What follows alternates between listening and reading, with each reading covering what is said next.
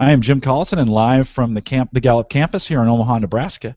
This is Gallup's Call to Coach with special guest Larry Broughton, recorded on March 7th, 2014. Call to Coach is a resource for those who want to help others discover and use their strengths. We have Gallup experts and independent strengths coaches share tactics, insights, and strategies to help coaches maximize the talent of individuals, teams, and organizations around the world. If you have questions, comments, or contributions during the show, we do have a live chat room available for you. It's right below the main video window over at coaching.gallup.com/live. And even if you're listening to the recorded version and you have questions, you can send us an email. Send that to us, coaching@gallup.com. And, of course, don't forget to visit the Gallup Strength Center. Really easy, gallupstrengthcenter.com, all one word, for your coaching resources and training needs. You can also catch the live video and both streaming and downloadable audio for offline listening if you want to put that on your phone afterwards and maybe listen to it as you travel. All the shows, including this one and past shows, are available over at coaching.gallup.com. Jeremy Petrosini is our host today. Jeremy works as a learning and development consultant with Gallup here on the riverfront with me. Jeremy, it's great to see you again, and welcome to another Call to Coach. Thanks, Jim. Yeah, excited to be here again. It's fun as we keep watching a number of people that have taken StrengthsFinder approach that 10 million number. Again, part of Don Clifton's vision years ago was to hit 1 million. So the fact we're again on our way, our vision at Gallup is to hit 1 billion. And again, for those of you who may be new to Call to Coach, part of our mission is to really equip 1 million coaches to help us reach 1 billion people. And so we're excited today to have Larry Broughton with us. Larry is an award-winning entrepreneur, CEO, best-selling author, keynote speaker, former Special Forces operator as well, which, Larry, we're excited to hear part of your story there. He's the founder CEO of Broughton Hotels, which is a leader in the boutique hotel industry, as well as co-founder CEO of Broughton Advisory, which is a strategic vision, team-building, transformational leadership training company. So, Larry, glad to have you here. I know you've taken a strength-based approach to everything you've done and have kind of a rich, fun history, even interacting back with part of your story with Don Clifton. So thanks for being here. Yeah, thanks, Jeremy. This is fun. I'm glad to get a chance to be with you today. Yeah, so share with us a little bit of your journey, both background and kind of journey on this whole strengths venture. Yeah, well, it started a long time ago. You'd mentioned that I got a chance to meet Don. It turns out it was more than 20 years ago now, 20 years in January. I fell into the hotel industry after spending a few years in Special Forces, and it was there in Special Forces that I really realized the power of elite teams, small elite teams, when they're working in their strengths. In Special Forces, there are 12 guys on a Special Forces A team, and for anybody who follows military history, you know the power of the Green Berets, right? And their entire approach, when you go into the military, they start doing assessments before you even go in to figure out what are your aptitudes, what are your strengths, and then they guide you into different schools and training to make sure that you are capitalizing on those strengths. And yeah, we recognize the weaknesses, but we don't focus on them. What we do is bring people into the teams that augment those weaknesses. So, I mean, if you can imagine, the funny thing is here, Jeremy, we're preaching to the converted. Everybody on this call, they get this, right? Exactly. But I've been blessed over the last few decades, or a couple of decades anyway, of seeing transformation among people who have been pigeonholed because of, frankly, I just think it's poor leadership, pigeonholed into a position in an organization, and then when they're given a chance to work in their strengths, to see sparks flying and to see morale improve and self-confidence improve, and that affects every area of our lives. But it was after falling into the hotel industry, after my Special Forces days, that I was given an opportunity to become a leader in a hotel company and a partner in a hotel company, and I didn't know a whole lot about it, and so I started going out and just interviewing people who were bolder and brighter than I was, and I stumbled on Don Clifton's book, Soar With Your Strengths, back in 1992 or 3, I think it was. Yeah, which some people may not even know. I think a lot of people Discover Your Strengths was the first strengths book, but Soar With Your Strengths, I think you even said you had a copy of it there with you, right? But I've got a copy. This is the original copy. And you can tell even by the graphics, it looks pretty dated. Yeah, but a lot of those stories that people know, speed reading and all those pieces. Yeah, that's signed, right? Signed by Don. And so I was bold enough back then, even as a young, well, relatively young guy, to pick up the phone and call Gallup and say, how do I get time with Don Clifton? You know, because that book just so resonated with me about, you know, what happens with morale. And because honestly, in business, I hadn't experienced anything as positive or as efficient as a Special Forces A team. I just hadn't. It seemed like, again, people were slammed into positions because they were in the organization long enough, or there was a need in the organization and they had a warm body, and so somebody got slid in there. And you got to keep in mind, this is 20-some years ago. I mean, things have changed a little bit. The work that you guys have done has been transformational to the work environment. And so they said, well, he's a busy guy, but we do have this varsity management seminar coming up. If you want to come to that, guaranteed he's going to be teaching the program. And so that's what I did. It was January. I was flying from California to Nebraska. Wrong time of year to make that trip, by the way. However, it was great because there were only 30 people in the room. There were about 15 people who were out like me who weren't part of the Gallup organization, about 30 people from the Gallup organization who were being promoted or developed or whatever. And then Don sat there with us for, I think, 3 days teaching. And it was powerful. It was transformational. What an honor. Yeah, I've shared that before, that I've been with Gallup 8 years. Unfortunately, never had the chance to meet Don since he had passed away about 2 years before I joined the firm. But what I love in your story, and again, both even that way when you read the book, thinking about Special Forces, I mean, nobody can argue that there's a greater sense of team with like a mission that's mission critical, right? I mean, survival, it's protecting our country, all the different components of it that you can expand on more than I could. But when you then translate that into business, right, in the hotel industry, you're like, this just makes sense. We need to find people who know their niche, can play to their strengths. And tell us a little bit more about that. So you walked out of that varsity management saying, this makes sense. You know, how do I help the individuals we're going to hire to be in their sweet spot? Talk about that a little bit. Well, I knew prior to getting there about this power that we're talking about, but all of a sudden I had tools. You know, I had tools, and I could put languaging around it, and I could bring it back to our organization. And it took several years to really figure it out. But over the years, what I've ended up doing, now that I've got my own company that I launched 12 years ago now, we're down in Southern California with Broughton hotels. Every supervisor, manager, executive in our organization takes strength finders, among a couple of other assessments. And I've got a grid hanging over my bulletin board. This is the one for my home office, and it's color-coded so that I know, if I'm picking up the phone, I know who I'm talking to. I know how they're built, so I can take them on the journey. I feel like as a leader, I've got a moral obligation to speak the language of the team members and not them bend so much to me, if that makes sense. I don't know if that makes sense. And so it's been powerful because all of a sudden people recognize, once they take the Strengths Finders assessments, they say, it's like a light bulb goes off. No wonder I'm like this. No wonder I procrastinate, or no wonder I get so excited about this. If only I could work on my strengths in my job, in my career, as much as I do in my personal life. So we're just looking for total integration.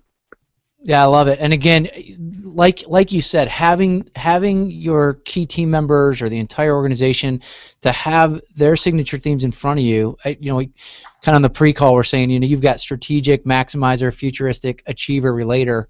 Right. I naturally say I like you, but that's just because I have 3 of the same top 5, right? Those first 3. But those biases play into it, right? So if you know that you've got somebody who's, restorative, deliberate, I mean, you're going, all right, I'm going to change my approach for how I communicate with them, and the effectiveness that comes from that is critical, right? Absolutely. Well, because like this, we get sucked into this, okay? So when we're interviewing someone, we're trying to bring someone onto our team. If we don't have a position profile of the best practices and the best profiles that fit the position, then we're going to get seduced by somebody just because they have the same traits that we do. Right? And so I've recognized this over and over again. We're in the hotel industry, and so we acquire hotels either through purchase or through somebody hiring us for a third-party management company, right? And so I remember going to a hotel, and the property morale was really bad. We do confidential work climate surveys when we come in and take over a property to really baseline how are people performing, how are they feeling about their job. And morale was really bad. Obviously, the numbers weren't, the property just wasn't performing. And so I went in and met with the sales manager. This was, I don't know, maybe 10 years ago. I went in and met with the sales manager and had her take the strength finders and realized that she was analytical, context, deliberation. I forget what the other ones were. Okay, this is our sales manager. A lot of thinking things, Yeah, and she just wasn't loving it. She wasn't loving her job, and so she wasn't picking up the phone and making sales calls. She wasn't actually going out and meeting with people. Same thing. I go into the accounting manager, and their accounting system was just totally screwed up. No detail, lots of mistakes, and here this person was communication woo futuristic. Okay, and I thought, well, this doesn't make sense. Really, those two people need to be flipped. Yeah. And so we met and said, what do you guys think about this? Oh, I've always wanted to learn accounting. Oh, I've always wanted to go out and do sales. I want to go. And so that's what we did. Number one, like, I think we were there maybe 5 days, and we said, well, let's give this a try. All right, and we flipped roles, and excitement went up, sparks flew, and that, I just feel, that's where I get a charge. When all of a sudden people feel worth, and because you know they're taking that home with them, right? Yep. You know that all of a sudden their personal life. Here's why I recognize this, Jeremy. I remember as a young kid, my dad coming home, and not literally kicking the dog, but that kind of mentality, right? Just not loving his job. Yep. Right? And I remember which we know 2/3 of Americans are in that same boat, right? Only one out of three really loves what they do. So. Right. And I just said, when I grow up, when I have a company, it's not going to be like that. Yeah. And to know that it's not, the spouse's fault or the kid's fault, but oftentimes it's the organization's fault because we spend more time working than we do with our significant others oftentimes. Yeah. That we have a moral obligation. And so I just get a total charge out of that. And I'm so grateful for the work that Don started and you guys are continuing on, because it is absolutely life-changing and world-changing stuff that you're doing. Yeah, well, and it's so refreshing too to hear a CEO, again, with you've got countless number of employees that, again, continuing to grow your boutiques, but also with what you're doing consulting with other companies, to help them realize the value of that. That varsity management program that you got to go through, we evolved it over the years, called it the Great Manager Program, which a lot of people on the line have maybe been through or have heard about. We now recently, revamped a program that we call High Performance Management, but it's the same components. It's, as a manager, are you strength-based, engagement-focused, and performance-oriented? And you can't perform without those first two, And so to see you saying, it's got to be culture, it's got to be part of what you do. We often say, well, who you name manager is the most critical decision you make in your company. And if you're not taking a strength-based approach, as you've experienced, you're missing out. Yeah, and the key here, though, is that the CEOs, the leaders of the organization, have to get this, because we can't build teams if we don't know how we're built first. Because I've seen this where we've gone into organizations to do coaching and counseling or coaching, and the CEO says, I don't need this, my team needs it. Like, well, yeah, your team probably needs it, but you definitely need it more than anybody else. They need to have this around them. And the funny thing is, I'm recognizing that this works for entrepreneurial startups as much as it does for Fortune 50 organization and the Pentagon. One of our coaching clients is the Pentagon, the Office of the Joint Chiefs. And, we went in and talked about this because, listen, we're all trying to do more with less nowadays. We're all trying to be more efficient, more productive with our time. And it doesn't matter whether you're a university, a governmental organization, or an entrepreneurial startup. We all have teams, right? Yeah. Whether we're outsourcing to people or we have people physically in our space. And why not create an environment where magic happens versus mediocrity? So I love that piece too. And again, as a CEO, you're owning it. You're saying, right, it's got to be part of what we do. Too often, I think, Larry, strengths and Strength Finder in general becomes a, hey, take this when you're joining the company or you're new to the team, and then you've got these top 5, now let's move on. You obviously, and even with your example of your grid that's right there in front of you, so you've been doing this for 20 years. Yeah. It's part of every day. So share, I know one of the questions that came up from one of the listeners, Todd, just asked, what are some other practical things you've done to make finding that sweet spot? I know you shared examples with me of kind of the 3-column exercise and some other pieces, but what else? Hold on a second. There we go. Yeah. My lights are flickering on. Pay the bills, Larry. Pay the bills. See, I need to have the right accounting people. You're the dreamer. Yeah, you need those execution partners. Yeah. Well, here's one of the things that I do that it's these simple little things. You know, Darren Hardy, who wrote The Compound Effect, the publisher of Success Magazine, talks about the small little incremental things that we do every single day. It's not the big transformational things that create change. Well, so I've got a to-do list, okay? Every day I've got my to-do list. And it's got different people on here who I'm delegating, deferring things to. But down here at the bottom is one of the most powerful statements I've got on here. And it says this. It is a reminder to myself. Okay, avoid anything that I'm not passionate about or does not capitalize on my strengths of strategic, maximizer, futuristic, achiever, and relator. So I've been doing this for 20-some years, and I still remind myself every day, every single day of this. Avoid those things because too often we get sucked into areas doing things that's not in our strengths. And so it's countless times that I've shared this with people. Oh, that's a great idea. And now I see other people doing the same thing. I walk around our organization and I see things on people on their bulletin boards. Avoid doing things I'm not passionate about or capitalize on my strengths. So there are things that I'm passionate about that aren't necessarily in my strengths, but they might fit my mission, you know, my calling in life. You know what I mean? So, but it's just a little check. So Todd, I hope that's a little tip that might help you out. The other thing, Jeremy, do you mind if I share this 3-column exercise? No, go ahead. Yeah, go ahead. Yeah, share that because I thought that was a cool exercise that you guys do. The other thing, Todd, was this, is that, Jeremy, as you had said, you know, we've got 2/3 of our workforce that's either disengaged or actively disengaged, which just blows my mind, right? And so what we do is we have what we call a 3-column exercise. So just imagine you've got a piece of paper turned landscape, and in the far left column, what we have our team members do, or people that are coaching clients, just without editing, just very quickly, just write everything that they're currently doing, you know, and it's going to be a long list. And you start recognizing pretty quickly, oh, I'm doing all the stuff that I'm not very good at, you know, or that I don't like, and it's not my strengths. Well, then after that's exhausted, we go to the center column and we start writing things I'm great at, not good at, not mediocre. I mean, great. I am great at this stuff. And now what you might find is there's things I'm great at that I'm not currently doing, right? And then the next step is this. Go to the far right column, and at the top you write love it. And these are things that I love, not like, not enjoy. I mean love doing, that I would do if I weren't being paid. And hopefully we're moving things over, you know. But you got a long list in the left column, smaller in the center column, and fewer in the right-hand column. And the idea here is this. Folk, just do those things. And everything else that's on the list, you go through, and I call it the 3D. Delete, delegate, or defer. There are things that we're doing in our life that we don't even need to be doing, but we're doing because we've always done it, right? Delegate it to someone who is their strength. That's going to make them joyous, right? And defer it means, you know, yes, I've got to do it, but do I need to do it today? And am I, you know, you just got to do the mental, you know, gymnastics with it. Why is it that I feel like I've got to get it done? Today. But those simple, that's right. Those simple little tools, but used consistently, have been transformational for me and my team. And because of that, we run a very lean organization compared to our competitors.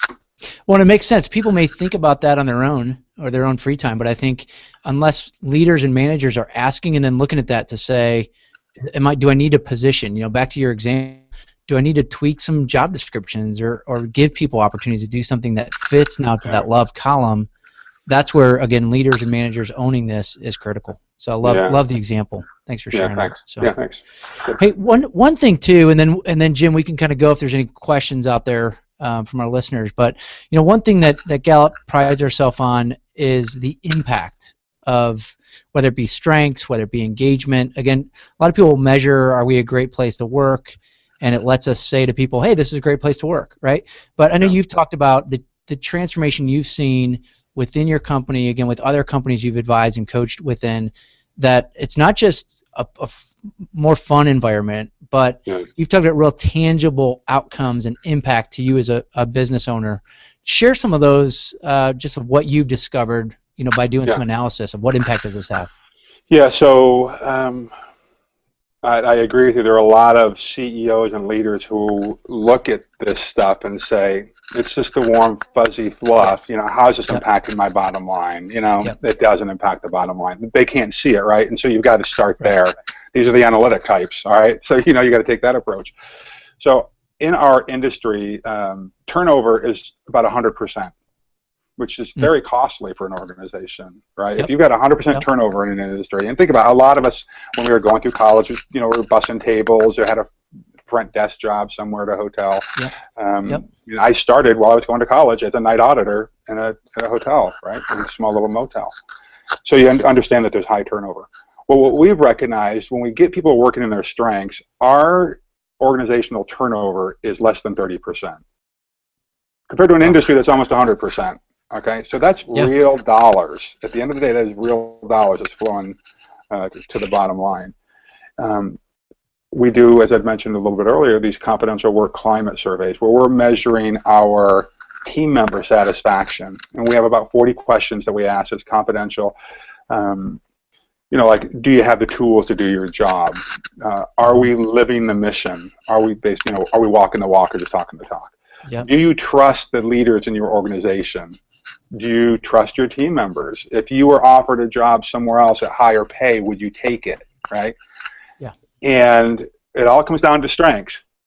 When we acquire a new hotel that we've not been involved with, we see significant changes in those first 6 months when we start getting people working in their strengths. Like I said, moving that sales manager into an accounting manager role, and the accounting manager into the sales manager role. You can imagine how good they felt about themselves and then felt about the organization, because one of the biggest complaints I've learned over the years is that, people don't quit their jobs. Usually they quit their leaders. They quit their managers, right? Yep. And when you ask them why, it's because either they felt like they weren't respected or weren't valued, right? And people don't feel valued when they're not working in their strengths. Yeah. It all ties together. No, they're an employee at that point, right? It's a job. They're not a team member. They're not a team member. We don't even use the word employee around here unless we're talking to our, workers' comp people who that's terminology they use. We use team members. Yeah. And those subtle changes, Jeremy, are earth changing for people, world changing for people. And so that's one of the things that we do. That's one of the things that we measure. And then the funny thing is, if you think about this, all right, so now we've got team members who are sticking around longer. How does that affect our guests, our clients, people who are actually paying the bills? Yeah. Well, when you feel good about your job, don't you treat people around you a whole lot better? Yeah. Right? And so I knew this at an early age, that if the leaders and the managers are treating their employees in a disrespectful manner, how do you think they're treating the customers when they turn their back? Yeah. In the same manner, right? Yep. And so we have found that our guest satisfaction surveys compared to the industry are about 15 percentage points, or 15% higher than the industry average as well. So our guests are happier, right? Yeah. Which means lower marketing costs, because we have higher word of mouth and higher guest return than the industry. So at the end of the day, this is a financial initiative. Yeah, again, it just seems like a no-brainer when you're saying in the service industry to have somebody that our training costs go down because we've got people that have been here, and service goes up. My wife and I were at a restaurant last night, and the waiter said, "Yeah, I've been here 6 years." We're like, wow. But what it's like what he knew about the menu. He's like, this steak has been on the menu for 6 years. Like, he's like, it's that good. Yeah. You're like, and we remembered the guy from being in there 3 or 4 months ago. We're like, the level of service that he was providing was drastically different than if it would have been somebody who's brand new. So you're absolutely right. Your guests are coming back and wanting to be at your hotels because of that sense of service and what you deliver. So, yeah, well, it's all about relationship and community at the end of the day. Yeah. Good. Jim, what questions are we getting from the chat room? Yeah, so Todd Thomas, who asked the first question that you already answered, asked a follow-up question. He said he loved the example of swapping people into different positions with their strengths. Love the boldness, but what caveats should we consider as we look at placing people based on strengths? Jeremy, that's a selection versus strengths discussion, so we should probably separate those. But and then he says, I can see that categorizing people can lead to issues at times since people are more than the sum of their strengths. So it's a long question, but Larry, in your experience, and then Jeremy can follow up with it. Sure. What's the caveat? I guess the only caveat is get people working in their strengths and be prepared for the moon as far as productivity. I don't see a downside in that. There might be, I suppose, legal issues depending on the state that you're in. But we do this during the introduction of the probationary period, and we're in California. Most of our hotels were an at-will state. I can't think of any kind of negative caveat. The only caveat I would say is that be prepared for greatness to happen. And sometimes, here's the funny thing is, yeah, we chuckle about that, but if we don't have the right leaders ready to handle this, it can be overwhelming. Yeah. Not only do we do strengths finders, but one of the things that we focus on when bringing people on board or promoting them is that we hire based on these three things: motivation, integrity, and capacity. Looking at their resume is like number 8, 9, or 10 in our organization. Yep. We want motivation because we want someone who's excited to come in, that wants to be here. Of course, we want integrity because motivation without integrity is dangerous, right? We've seen what happens when people are highly motivated but lack integrity.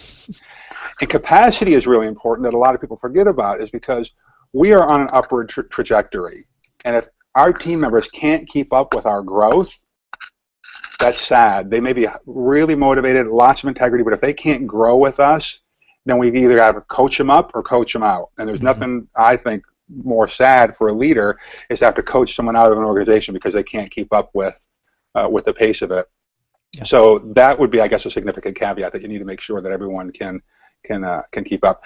I think it is detrimental to apply this technique to one department or a couple of people in an organization. This has to be a holistic approach, I believe.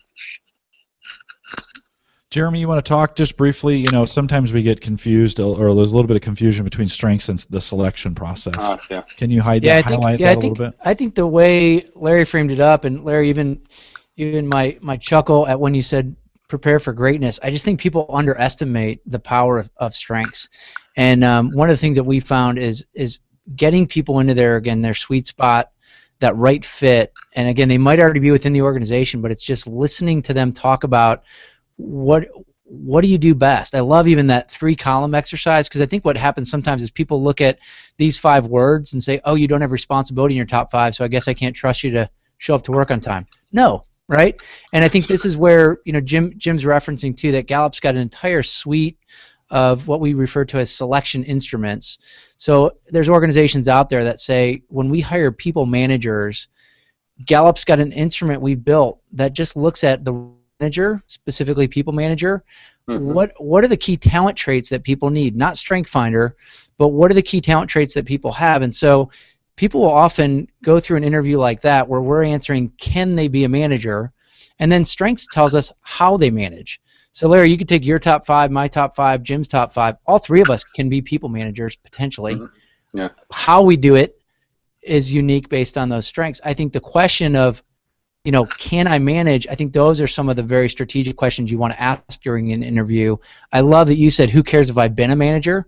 Because maybe I've been managing for 25 years and I'm the world's worst manager. Just because I've done it poorly for 25 years doesn't mean you should pay me to do it more. So, well, listen, if 2/3 of the people are disengaged or actively disengaged, somebody is leading those organizations, right? Yes. So there are a lot of crappy leaders that are out there. So Jim Clifton refers to it as managers from hell. Yeah. That's a great way to put it. Crappy leaders. He just says managers from hell. 70% of Americans are working for managers from hell. Yeah. Yeah, that's right.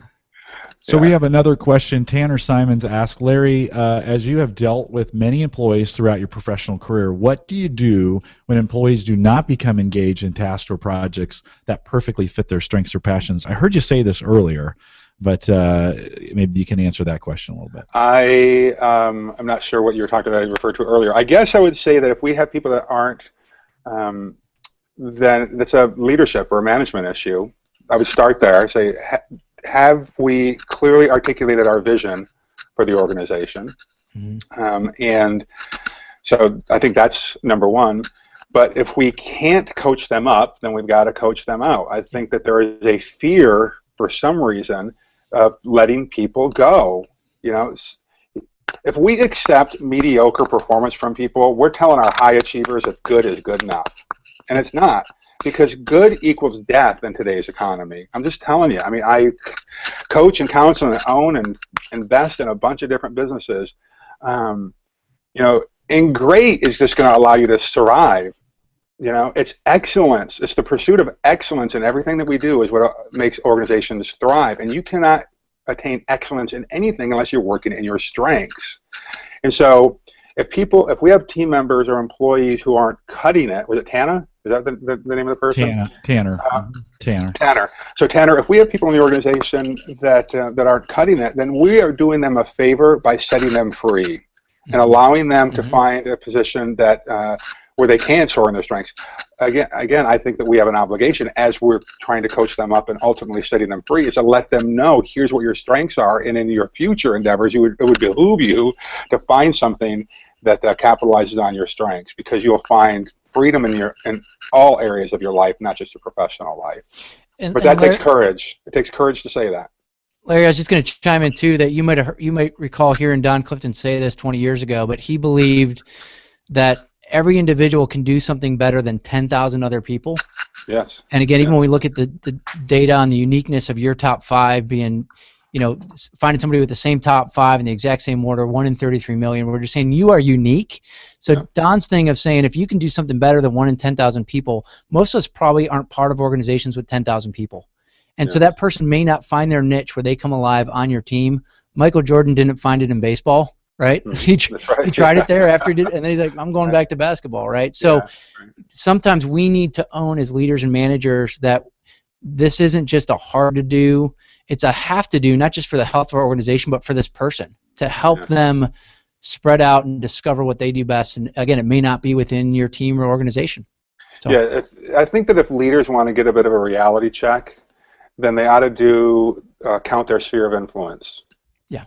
And by that I mean, how many people do I touch and affect every day? It's not just my team members. It's my team members, and it's the team members' families. It's my vendors and their families, right? Yeah. For us, it's our guests who come through the hotel. And I remember doing this count several years ago for the first time, and I think it was like 12 or 13 years ago. It was like 180,000 people I realized that I was touching on an annual basis, and I said, holy smokes. Yeah. It really has an impact. If I can get those people closer to their fullest potential, what kind of transformation is that going to have on the world? What kind of legacy is that going to leave? And not just for me, but for people, for their families.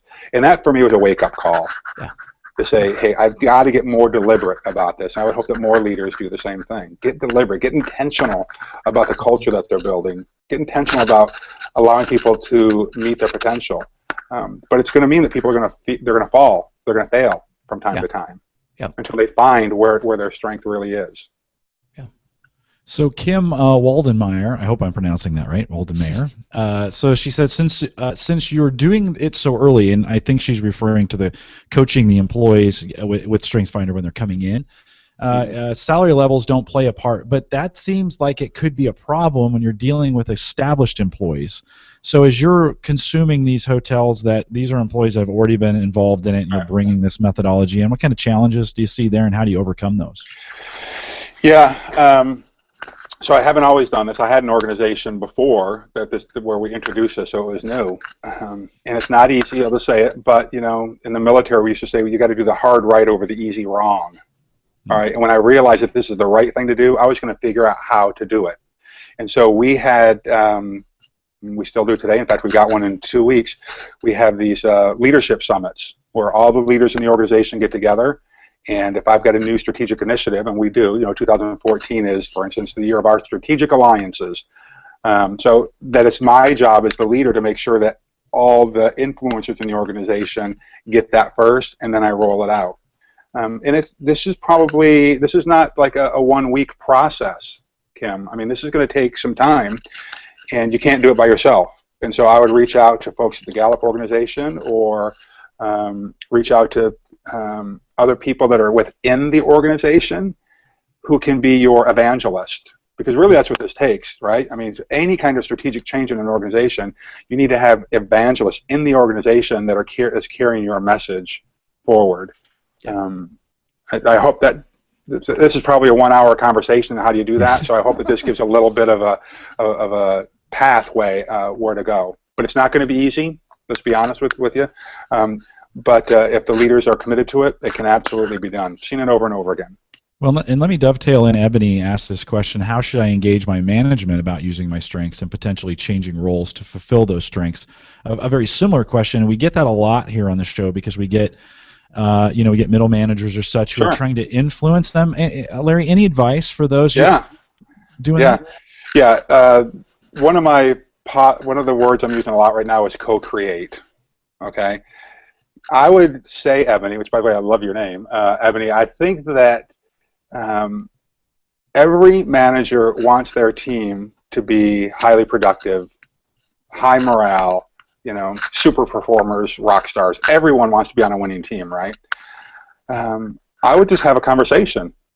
Too often we're afraid to just talk to people. If it were me, and I don't know what your relationship is with your manager or supervisor, but I would go to them and say, I read this book, or I've been exposed to this, and this stuff's really making sense to me. Have you heard about Strengths Finders? And just take them on the journey and see what they say. There's nothing wrong with that. There's so much empirical data out there that shows the power of this.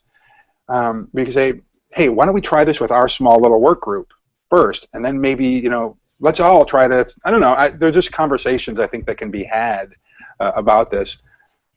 And frankly, Ebony, if you may be outgrowing your organization. I have seen this over and over again when people get exposed to this kind of thing and they commit to professional development, that they realize, this is not my home. I'm going to have to go someplace else if I really want to soar with my strengths. And taking charge and personal accountability for your own life is absolutely refreshing and attractive. And I think that you'll find people want to help you out. I don't know if I can add. No, I think that's a great answer. Annalee Ash asks a very similar question, and because we want to honor her for putting that in the chat, I'll read it, but I think the answer is very similar. It says, how do you suggest working with teams who have a manager that doesn't buy into strengths? Or if the team is suspicious and doesn't buy into strengths, they do their job, they may do it well, but just come to work for the paycheck with a bad attitude, in their team. And I think what you said, very, very similar. It may be time. Maybe you've outgrown your team in that case, right? Maybe you've outgrown your team, and let's keep in mind that 2/3 of all managers are managers from hell, are crappy managers. Let's just recognize that we are the unique. We are the elite. The people that are on this call, we're the elite. And so people are going to scratch their heads because it is a little bit foreign to people. But, this is not my saying, but I say it, and I've heard it over the years. Good is the enemy of great, right? And so many people say, yeah, I'm good at my job. I'm an okay performer. But that's not good enough. It's slow death is what it is. And so I would try, but I wouldn't just walk away and say, hey, my team's not open to it. Because I have seen teams who have been skeptical of it. And then when they have actually implemented strengths-based hiring, strengths-based performance and measurement and all this kind of stuff, that they have become, it's like when a smoker becomes a non-smoker, right? They're the most, stop smoking. They're the biggest evangelists for the non-smoking movement. I've seen that over and over again with people who were skeptical of this and then have seen it because it's like taking the chains off, both emotionally and professionally. And then they just become the biggest advocates for it. Let's do one more question, and then we'll start coming in for a landing here. Ben asked this, and Larry, I think you've danced around this a little bit, but if you have anything more to add, this would be great. Okay. Ben asked this question: how do you integrate values? How do you integrate values into your strengths-based approach from both an acquisition and development standpoint? How do I integrate values? All right, so I'm not sure I completely understand the question because. So we identify what our core values are of our organization. And frankly, they're my own personal core values as well. And so we handle it during the interview process. We have questions that try to probe each of our team members to find out what are their core values. And core values, let's remember, these are things that we're not going to compromise, right, under any circumstance. Because if you're willing to compromise them, then it's not a core value. Right. And so during the acquisition phase, that's difficult because we don't have complete access to the entire team member, and so we do that during our orientation process. And so I go in on day one of an acquisition, and we have a very upbeat, all-hands-on meeting, and say, hey, we don't say there's a new sheriff in town, because the last thing a team wants to hear is that somebody's going to come in and kick the door in, and that their livelihood is going to be at risk. What we do is we come in and say, we're people just like you are. Here's who we are as an organization. Here's what we're expecting, because if people don't know what your expectations are, they're not going to meet the expectations. And so we're very clear with them that, you know, integrity is very important to us. Productivity and teamwork are very important to us. And what we tell them is, hey, we're going to be living with each other for the next 90 days. You get to know us. We get to know you. If it doesn't work out, that's fine. We'll help you with a soft landing if we can. But here are things that we're not going to compromise. And if you steal from us, if you're disrespectful to a team member or to a client, that's immediate, you know, you're gone kind of thing. But so that's how we do it on the acquisition side. On the development side, as we're out trying to find new partners, we talk about this stuff. As we're getting new investors and we're getting new clients, we talk about this stuff. And if people get glassy-eyed or they don't understand it or they're like, what are you talking about? Then we move on to the next one. It's very short. Let me share a real quick story with you. Our business development guy had this potential client had 2 big hotels. Could have been very cool for us to acquire these hotels. And these hotel owners came after us, right? It would have been a big coup in the industry if we would have taken these on. And so we went in and met with these guys, and the managing member was so disrespectful during what's basically the honeymoon process, the courting process, and just I can't describe it. He was a jerk, disrespectful. We weren't there 5 minutes, and this would have meant millions of dollars to us in fees, okay? And I literally said, hey, this isn't going the way we want it to go. Clearly, I don't want to be in this type of relationship. And I got up and just said, it's nice meeting you, got on a plane and flew back. Our business development guy, as he tells us, he says, Larry didn't even let the ice melt in the glasses, and he canceled the meeting. You know? And so what did that do, though? That set the tone. It told our business development guy, hey, let's do our homework before we go meet with these people and say, here's what the core values are. We need to share the same core values of the organization. Because I've done the deals where I've sold my soul, basically, and then had to spend more time managing the relationship than managing the business. And that is not effective. It's not productive. And it sends the wrong message to everybody. Long-winded answer, but I hope that was helpful. No, I think it's a good one. And Larry, we want to thank you for taking a few minutes out of your time to be with us today. We'll officially close it out here in just a second, but I want to remind folks to take full advantage of all the resources, everything we've talked about today. All those resources available at our Gallup Strengths Center. That's just GallupStrengthsCenter.com. You can send your questions or comments if you want to make contributions in as well. We're looking for guest bloggers for the coaching blog as well. If you want to send those in, you can send us an email, coaching@gallup.com. If you do want to be a guest blogger, just put that in the subject line. You can also catch the recorded audio and video of this show and all past shows as well. In fact, if you came to this show late, it's going to be available in replay in about 5 minutes. So just stay right here. Refresh your browser, hit play on the YouTube window, and it'll just play from the very beginning again. You can watch it as well. All that stuff is available on our coach's blog, coaching.gallup.com. Head out to our Facebook page. We are growing that about 900 strong now on the Call to Coach Facebook page. Just join us, facebook.com/group/call-to-coach. I'll have that link in the chat, as well as all those links are on the coaching blog as well. Join our Facebook group. Join our YouTube page as well. Subscribe to that. About 1,500 of you have done that. And all our resources are available on video. So all the strengths are out there. A lot of these past shows are out there. The new theme Thursday, that we'll highlight here in just a second, will be out there. And so you'll want to be a part of that and on our YouTube site. Just head out to youtube.com/user/Gallup Strengths. Again, that's available on our coach's blog as well. Jeremy, we got some exciting things coming up. You want to help me highlight those as we go forward? Yeah, you bet. First off, again, those of you who have been dialing in for Call to Coach and listening in, we're going to continue that cadence of every 2 weeks. Again, if you're new to these, you can go back, listen to past calls, as Jim mentioned. But our next call will be March 21st.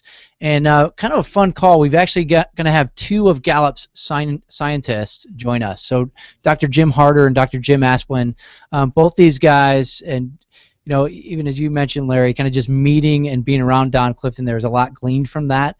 These are guys who actually rolled up their sleeves in the labs with Don when all this stuff was being invented, created, evaluated over the years. As people said, does it still matter? Do strengths evolve over time?